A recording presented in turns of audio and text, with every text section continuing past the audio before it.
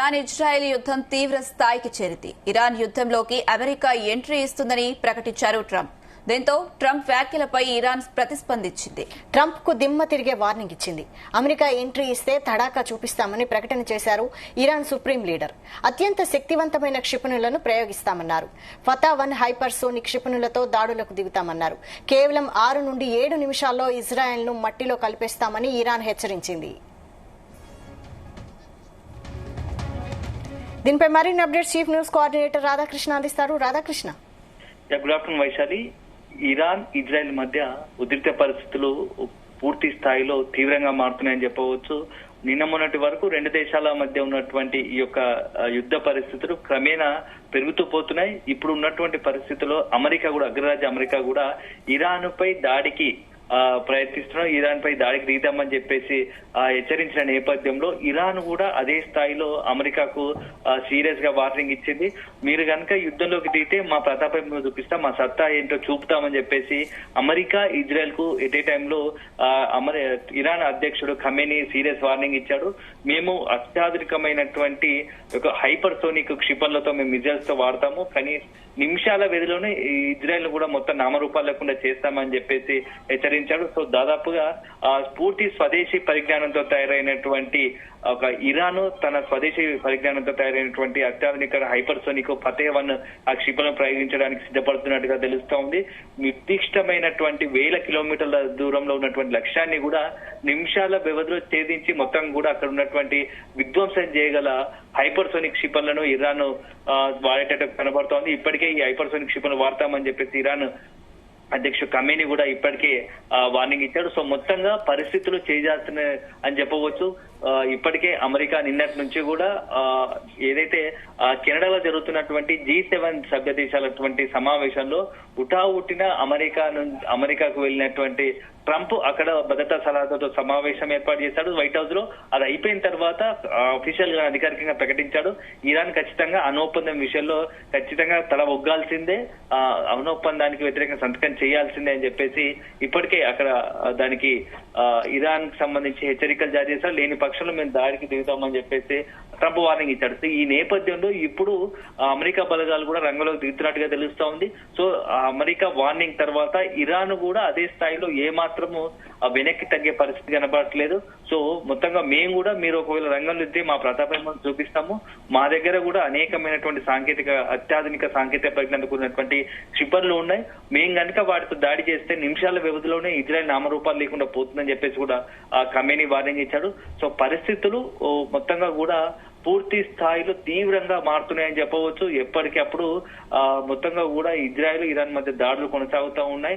So ఇప్పటికే Tehran target చేసుకొని Israel పెద్ద ఎత్తున దాడులకు దిగింది. అక్కడ ఉన్నటువంటి అణు కేంద్రాలు కావచ్చు, చమురు క్షేత్రాలు కావచ్చు, అదేవిధంగా ఈ యొక్క వైమానిక స్థావరాలు, యుద్ధ ఏదైతే ఈ సైనిక స్థావరాలను టార్గెట్ చేసుకుని వరుసపెట్టి దాడులకు పాల్పడుతోంది. ఇప్పటికే ఇజ్రాయెల్ జరిపిన దాడిలో సుమారుగా 500 మందికి పైగా మరణించినట్టుగా తెలుస్తోంది, 1200 మందికి పైగా గాయపడ్డట్టుగా తెలుస్తా ఉంది. సో మొత్తంగా పరిస్థితులు చేజారిపోతున్నాయి. ఇరాన్ కూడా ఏ మాత్రం వెనక తగ్గట్లేదు, తమ ప్రతాపం మీద చూపిస్తాము, ఇజ్రాయెల్ అదేవిధంగా అమెరికా సంగతి కూడా చెప్తామంటూ ఇప్పటికే ఇరాన్ కూడా ఇటు వార్నింగ్లు ఇస్తా ఉంది. సో మొత్తంగా ఒక పరిస్థితులు చూస్తా ఉంటే పశ్చిమాసియాలో తీవ్రంగా ఉద్రిక్త పరిస్థితులు మారుతున్నాయి. సో ఈ పశ్చిమాసియాలో నెలకొన్నటువంటి ఉద్రిక్త పరిస్థితుల కారణంగా యావత్ ప్రపంచంపై దీని ప్రభావం పడే అవకాశం ఉన్నట్టుగా తెలుస్తా ఉంది. సో ఇది ఇలాగనే కొనసాగితే భవిష్యత్తులో చమురు క్షేత్రాల పైన, ఆ చమురు నిల్వల పైన ప్రభావం పడుతుంది, అది అంతర్జాతీయంగా దీని ప్రభావం చూపబోతుందని చెప్పేసి విశ్లేషకులు అంచనా చేస్తా ఉన్నారు. సో మొత్తంగా ఈ ఇరాన్ ఇజ్రాయెల్ మధ్య నెలకొన్నటువంటి ఉద్రిక్త వాతావరణం ఇప్పుడు అమెరికా ఎంట్రీతో ఇంకా పతాక స్థాయికి వెళ్ళిందని చెప్పవచ్చు. సో మొత్తంగా ఇరాన్ ఇప్పుడు అమెరికా రంగంలో దిగితే ఏం చేయబోతా ఉంది. ఇప్పటికే ఇజ్రాయెల్ టార్గెట్ చేస్తూ హైపర్సోనిక్ క్షిపణులు వాడతామని అఫీషియల్ గా ప్రకటించిన నేపథ్యంలో ఎప్పుడు ఉపయోగిస్తే ఒకవేళ దాని వల్ల ఎలాంటి విధ్వంసం జరుగుతుందో అని మొత్తంగా కూడా ఇజ్రాయెల్ లో కూడా ఒక రకమైన టెన్షన్ ఉంది. ఇప్పటికే ఇజ్రాయెల్ సంబంధించినటువంటి నెతన్యాహు కూడా ఆ దేశ ప్రజలకు పిలుపునిచ్చాడు, ఎమర్జెన్సీ ప్రకటించాడు. అందరూ కూడా బంకర్ లో తలదాక్కోవాలి, ఎమర్జెన్సీ ఉంటే అలారం మోగుతాయి, సైరన్లు మోగుతాయి, చాలా జాగ్రత్తగా ఉండాలి. ఈ రాబోయే 2-3 రోజులు అత్యంత కీలకమైనవి అని చెప్పేసి కూడా నెతన్యాహు ఇప్పటికే తమ ఇజ్రాయెల్ ప్రజలకు హెచ్చరించారు. సో ఇరాన్ ఎటువైపు నుంచి అయినా క్షిపణులతో దాడి చేసే అవకాశం ఉంటుంది కాబట్టి అందరూ బంకర్ లో తలదాక్కోవాలని చెప్పేసి అలారం వచ్చి రాగానే అలర్ట్ కావాలని చెప్పేసి కూడా సైరన్ మోగానే అలర్ట్ కావాలని చెప్పేసి కూడా ప్రకటించారు. సో చాలా అత్యయిక పరిస్థితులు కొనసాగుతున్నాయి. ఇదే సందర్భంలో ఇటు ఇరాన్ లో కూడా అదే రకంగా టెహ్రాన్ లో ఇప్పటికే పూర్తి స్థాయిలో సగం పైగా టెహ్రాన్ ఈ యొక్క ఇజ్రాయెల్ దాడులతో క్షిపణుల దాడులతో ధ్వంసమైంది. అక్కడ ఉన్నటువంటి అణు కేంద్రాలు కావచ్చు, అదేవిధంగా ఈ యొక్క చమురు క్షేత్రాలు మొత్తంగా ధ్వంసమయ్యి టెహ్రాన్ కు సంబంధించి వేలాది మంది ఆ సురక్షిత ప్రాంతాలకు వెళ్లే ప్రయత్నం చేస్తా ఉన్నారు. అక్కడ నుంచి మొత్తం కూడా తరలి వెళ్తా ఉన్నారు. ఇప్పటికే అమెరికా అధ్యక్షుడు ట్రంప్ కూడా హెచ్చరించారు టెహ్రాన్ నుంచి అందరూ వెళ్లిపోవాల్సిందని చెప్పేసి ఇప్పటికే హెచ్చరించిన నేపథ్యంలో టెహ్రాన్ టార్గెట్ గా, ఎందుకంటే టెహ్రానే అన్నిటికీ ఈ యొక్క మొత్తంగా ఈ యొక్క టెహ్రాన్ లో పూర్తి స్థాయిలో అణు కేంద్రాలు కావచ్చు, ఇతరత్ర మొత్తంగా ఆర్థికానికి ఇరాన్ ఆర్థిక రంగానికి వెన్నుదన్నుగా నిలుస్తారు. దాన్ని టార్గెట్ చేసుకునే ఇజ్రాయెల్ కావచ్చు అమెరికా దాడులకు పాల్పడే అవకాశం ఉంది. కాబట్టి మొత్తంగా కూడా పరిస్థితులు తీవ్ర ఉద్రిక్తంగా మారుతున్నాయి. 2 దేశాలకు సంబంధించిన గగనతనాలు పూర్తిగా పశ్చిమాసియాలో గగనతనాలు పూర్తిగా నిషేధం చేశారు. సో విమానాలకు సంబంధించి అన్ని రకాలుగా ఎవరు కూడా ఎంట్రీ ఇవ్వడం పరిస్థితి కనపడుతుంది. ఇదే సందర్భంలో అక్కడ ఉన్నటువంటి భారతీయుల పరిస్థితి కూడా అగమ్య గోచరంగా మారింది. కేవలం ఒక 110 మందితో కూడినటువంటి వైద్య విద్యార్థులతో కూడినటువంటి బృందం ఆర్మీ నుంచి ఢిల్లీకి చేరుకుంటుంది. సో అది ఒక్కరు మాత్రమే కాంత ఉపశమనం కలిగించే వార్త. కానీ ఇంకా 10,000 మందికి పైగా అక్కడ భారతీయులు ఇరాన్ లో ఉన్నట్టుగా తెలుస్తోంది. వాళ్ళందరి పరిస్థితి ఏందని చెప్పేసి ఆ కుటుంబ సభ్యులు కావచ్చు, బంధుమిత్రులు కూడా ఆందోళన చెందుతున్నారు.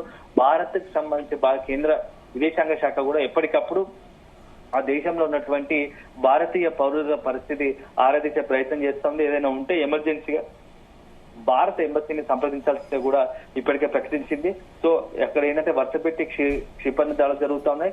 విద్య ఏదైతే ఉపాధి అవకాశం వెళ్ళిన వారందరూ కూడా ఇప్పుడు ఒక రకంగా తీవ్ర మానసికంగా ఇబ్బంది పడుతున్నారు. అదే సందర్భంలో ఎక్కడ ఏ క్షణం నుంచి ఈ క్షిపణుల దాడి జరుగుతుందో అరిచేతిలో ప్రాణాలు పెట్టుకొని బతుకుతున్నారు. సో మొత్తంగా వాళ్ళ పరిస్థితి అగమ్య గోచరంగా మారిందని, ప్రస్తుత సమయంలో వాళ్ళని ఇండియాకు సేఫ్ గా తీసుకురావాలనుకున్న పరిస్థితులు మాత్రం చాలా సంక్లిష్టంగా ఉన్నాయి. గతంలో రష్యా ఉక్రెయిన్ సందర్భంలో ఆపరేషన్ గంగా చేపట్టి వేలాది మందిని అక్కడ నుంచి సక్సెస్ఫుల్ గా విజయవంతంగా ఇండియాకు తరలించగలిగాం. కానీ ఇప్పుడు పరిస్థితులు దానికి భిన్నంగా ఉన్నాయి. ఒకవైపు ఏమో పాకిస్తాన్ గగనతలం క్లోజ్ అయిపోయింది, మరోవైపు ఆఫ్ఘనిస్తాన్ అనుకూలంగా ఉన్నా ఇప్పుడు ఉన్నటువంటి పరిస్థితుల్లో మనము అక్కడ నుంచి మనము భారతీయులను తరలించేందుకు ఆ పరిస్థితి అనువుగా లేదని తెలుస్తా ఉంది. సో మొత్తంగా అక్కడ ఉన్నటువంటి భారతీయులు ఇప్పుడు ఉన్న చోటనే సురక్షితంగా ఉండేందుకు తగిన ఏర్పాట్లు చేయాల్సిందిగా అక్కడ ఉన్నటువంటి ఎంబసీకి భారత విదేశాంగ శాఖ ఇప్పటికే సూచనలు అదేవిధంగా ఆదేశాలు జారీ చేసింది. ఈ నేపథ్యంలో ఇరాన్ ఇజ్రాయెల్ ఇప్పుడు అమెరికా ఎంట్రీతో పూర్తి స్థాయిలో ఈ వారు ముఖ చిత్రమే మారబోతోంది. సో అమెరికా ఎంట్రీ ఇస్తే మరి నెక్స్ట్ ఇరాన్ కు మద్దతుగా ఈ యొక్క ముస్లిం కంట్రీస్ కానీ ఎవరు రంగంలోకి దిగే అవకాశం ఉంటుందా? అదే జరిగితే ఎవరు వస్తారు? ఇప్పటికే పాకిస్తాన్ సంబంధించి కూడా ఇరాన్ కు మద్దతుగా ఉందని చెప్పి ప్రచారం జరుగుతా ఉంది. అవసరమైతే న్యూక్లియర్ అటాక్ కూడా వెనకాడమని చెప్పి ఒక ప్రచారం జరిగిన నేపథ్యంలో పాకిస్తాన్ కాకుండా ఇంకా ఇతర ఈ యుఏఈ కావచ్చు, ఒమెన్ కావచ్చు, ఖతార్ లాంటి దేశాలు ఏం చేయబోతున్నాయని చెప్పేసి ఇప్పుడు ఆసక్తికరంగా మారింది. మొత్తానికైతే అమెరికా అధ్యక్షుడు ఉన్నట్టుండి సడన్ గా ఎంట్రీ ఇవ్వడంతో మొత్తంగా కూడా ఇరాన్ ఇజ్రాయెల్ మధ్య పరిస్థితులు ఇంకా పూర్తి స్థాయిలో మారిపోయాయి. సో ఇంకా ఉద్రిక్తలకు తీవ్రంగా మారాయని చెప్పవచ్చు. ఈ నేపథ్యంలో ఇరాన్ సంబంధించి ఎట్లా అటాక్ చేయబోతుంది, పశ్చిమాసియాకి సంబంధించి ఇప్పుడు ఇండస్ మొత్తము హిందూ మహాసముద్రంలో అక్కడ పరిస్థితుల్లో మాత్రం పెద్ద ఎత్తున యుద్ధ నౌకలు మోహరించబడ్డాయి. ఎప్పుడు ఎక్కడి నుంచి దాడులు జరుగుతాయో పరిస్థితి తెలియని పరిస్థితి. సో ఇరాన్ కూడా ఇటు అమెరికాను యూరోపియన్ కంట్రీస్ అన్నిటిని కూడా హెచ్చరిస్తూ దాడులకు పాల్పడదామని వార్నింగ్ ఇచ్చిన నేపథ్యంలో మరి అమెరికా, ఇజ్రాయెల్, ఇరాన్ ఈ 3 దేశాలకు సంబంధించి యుద్ధం ఎటువంటి టర్న్ తీసుకోబోతుందో మాత్రం వేచి చూడాల్సిన అవసరం ఉంటుంది. అయితే అమెరికా డైరెక్ట్ ఎంట్రీతో ఇక 3వ ప్రపంచ యుద్ధానికి దారి తీస్తుంది అనుకోవచ్చా పరిణామాలు చూస్తుంటే? అంటే ఇప్పుడున్న పరిస్థితుల్లో ఒకవేళ గనక మన ఒక్కొక్క దేశం ఇప్పుడు యూరోపియన్ కంట్రీస్ ఇజ్రాయెల్ కందరు కూడా అమెరికాతో పాటు యూరోపియన్ బ్రిటన్ ఇవన్నీ కూడా మద్దతు ప్రకటిస్తున్నాయి. ఇప్పుడు గనక ఇరాన్ కు మద్దతుగా ముస్లిం కంట్రీస్ మాత్రం రంగంలోకి దిగితే యుద్ధ పరిస్థితులు యుద్ధ ముఖ చిత్రమే మారిపోతుంది.